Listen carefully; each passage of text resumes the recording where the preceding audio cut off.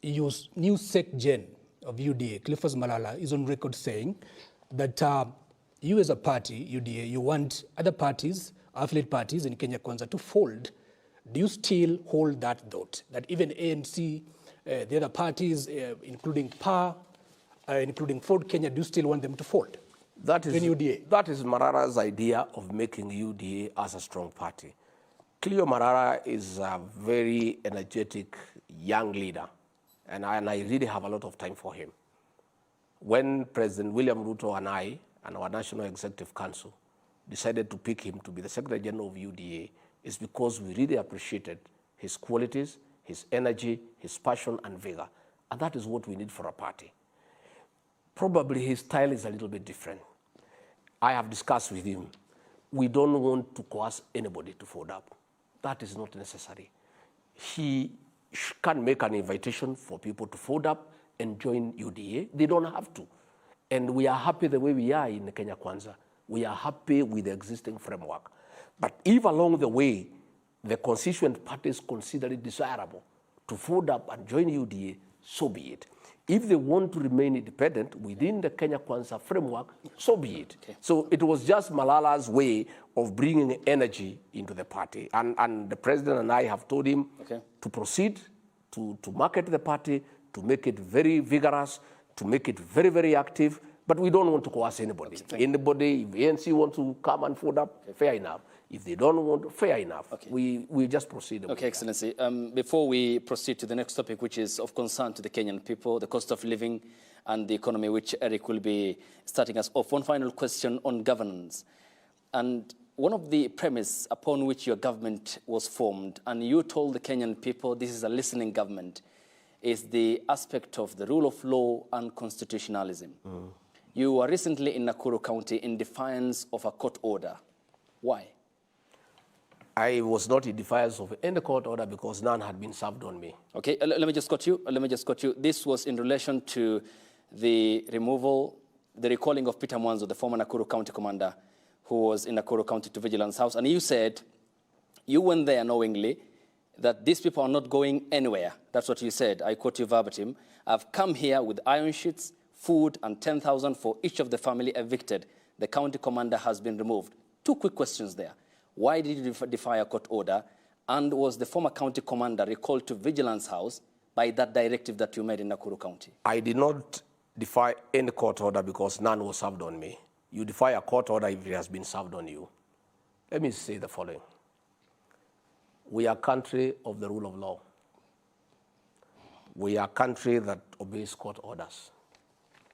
There was no court order, as far as I'm concerned. Okay, were you issued with your court order? No, I have not been issued. You were not party, though. So there were two parties in court. Yeah, listen, let me finish. Allow me to get the... I know what you are saying. Okay. I'm explaining. Okay, but you are not party. That court order did not direct the police commander to oversee the destruction of property.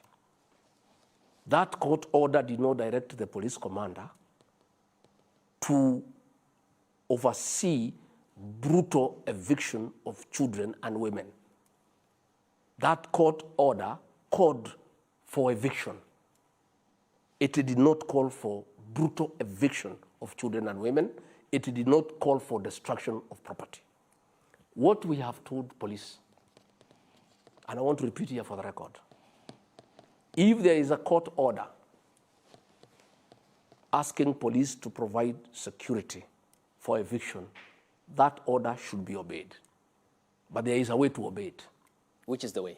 I am explaining. Okay. You table that order before the county security intelligence team to discuss the manner of eviction. One, to ensure there is no eviction done at night. There will be no night eviction in this country as long as William Ruto is president. Why do you want to evict people at night? So that you steal their property, so that there is no accountability, you rape women, you rape children.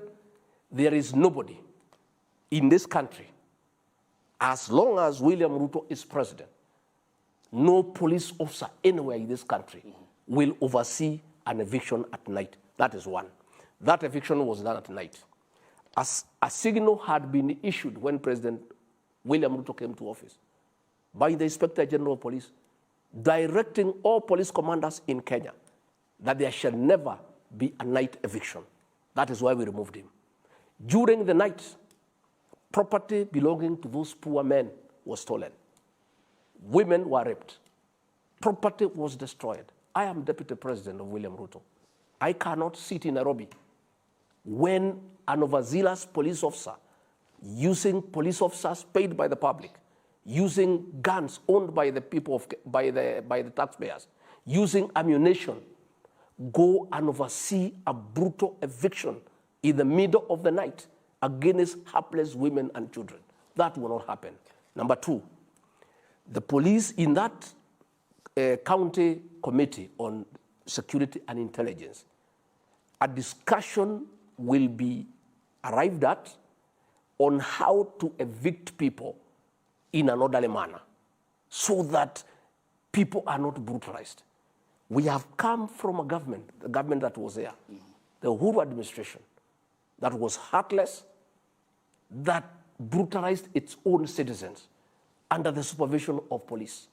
So I am saying we'll obey every court order, but within the realms of the law. Okay. There is no order from any court saying that the eviction should be done at night.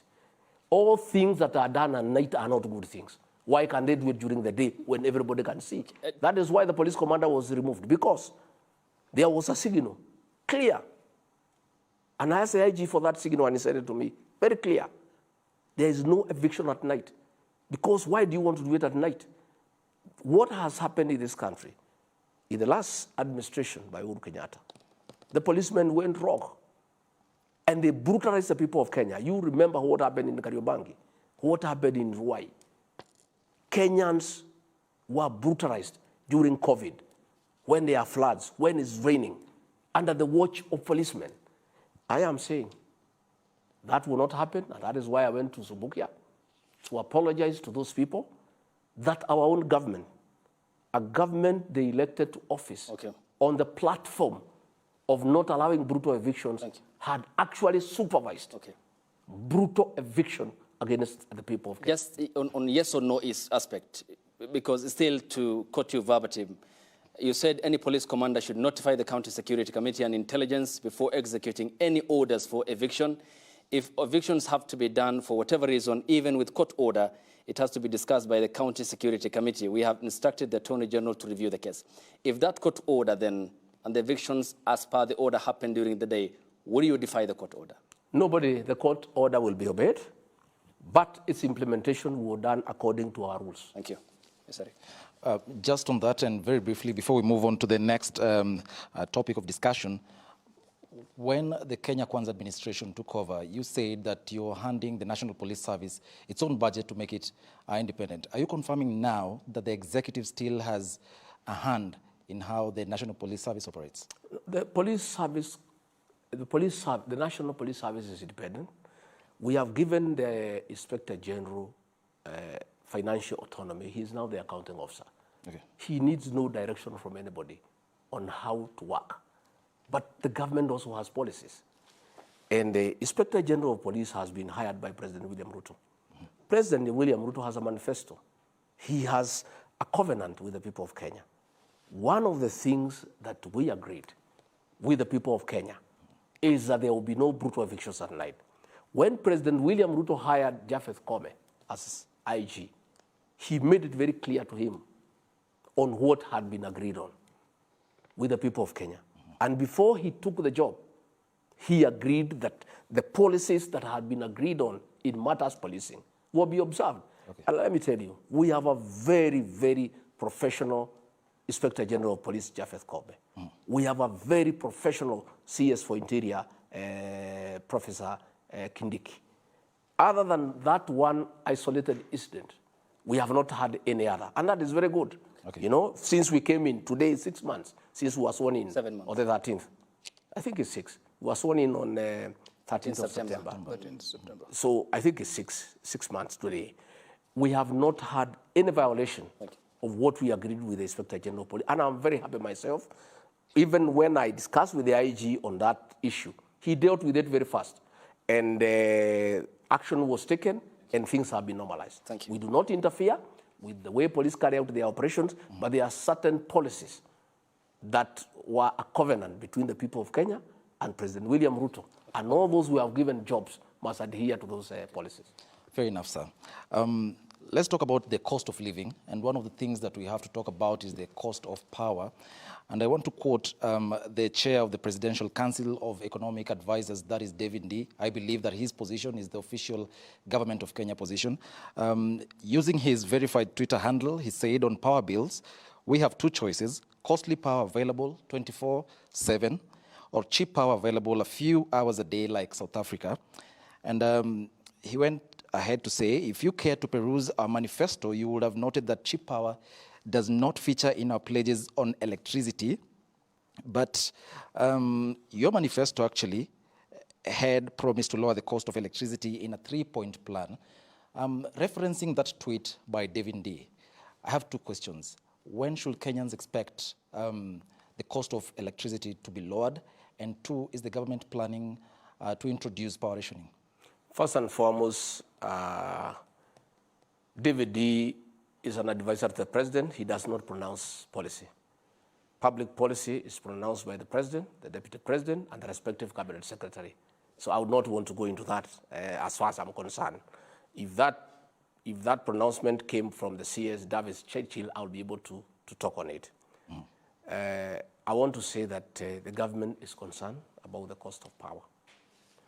And a lot of things are happening behind the scenes.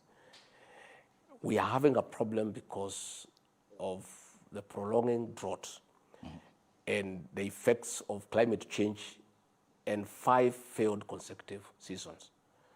All electricity generated through hydro, there's a problem. And in another 2-3 weeks, we'll have a very serious shortage.